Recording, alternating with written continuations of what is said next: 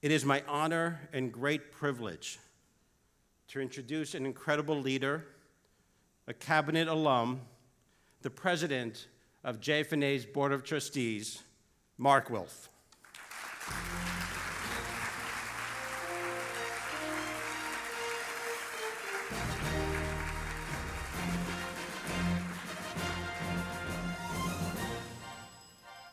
Good morning, everyone. Great to be with you all.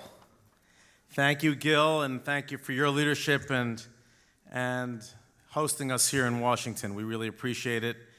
It is so good to be with all of you. It really is a Shechianu moment, if you will, and just a sense of beginning. And I have to say, I spoke to Eric Fingerhut earlier, who is our president. I'm the board chair. We are so thrilled to be in person, to be live, and to see so many dear friends from over the years that we've been so involved in so many of these causes that are so critical. And it's good to see so many new faces. And I have to say a special thank you to our leaders, Lindsay and Aaron, Rachel and Adam, Marissa and Ari, who have continued the great tradition of National Young Leadership Cabinet. I certainly want to recognize Andy Hochberg, who chairs our government affairs work here, and our incredible professional team, of course, Eric Fingerhut and Alana Breutman, and the entire team that have helped put this incredible day together. But most importantly, I want to thank each and every one of you. Thank you on short notice, in challenging times to travel, to come here and stand up and be counted. This is a powerful work that we do, and it's critical, especially hearing the stories that we've just heard. I want to share with you an artifact that I brought. This is a photo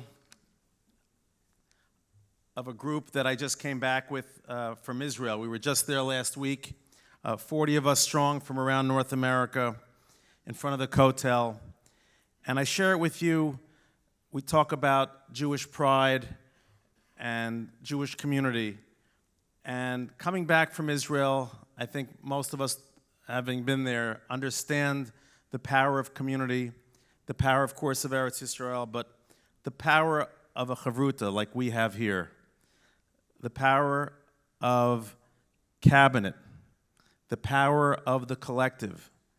Throughout our thousands of years of existence as a people, it's always been through collective, through teamwork, and through togetherness that we can fight the battles we have to fight.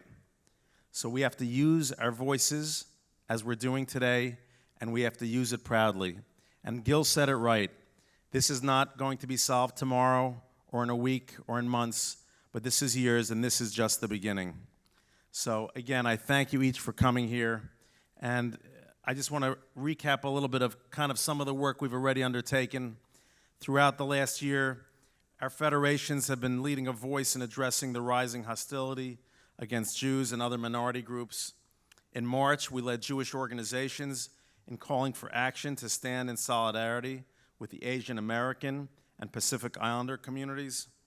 As a people who are disproportionately targeted with hate crimes, we understand that animosity and intolerance can have on a community's feelings of safety and acceptance. You heard some of the incredibly poignant stories earlier. That was just a sample. And we joined together to say that our leaders need to take swift, decisive action against hatred in all forms. Just 2 months later, after our sustained advocacy, President Biden signed the Jabbar al-Hayr No Hate Act into law, which will provide law enforcement with the tools they need to protect the Jewish community and others targeted by malice and bigotry. But our advocacy didn't stop there. Federations brought together a coalition of leading organizations to call upon the Biden administration to bring all of the resources at its disposal to bear in addressing the rise in anti-Semitism we witnessed just a few months ago in May. We also organized a virtual rally that reached tens of thousands of people both across the United States and the world. Its purpose to affirm that in the face of the rising tide of bigotry, silence is not an option, and inaction is inexcusable. Today, we are privileged to be joined by someone who's been a leader on these issues for decades, the Executive Director of the White House Office of Faith-Based and Neighborhood Partnerships, Melissa Rogers.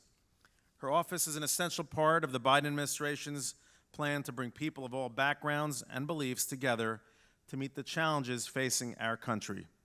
She's here with us this morning to express President Biden's commitment to fighting anti-Semitism, as well as to share the actions his administration has taken to protect the Jewish community, along with what her team is specifically doing to address anti-Semitism.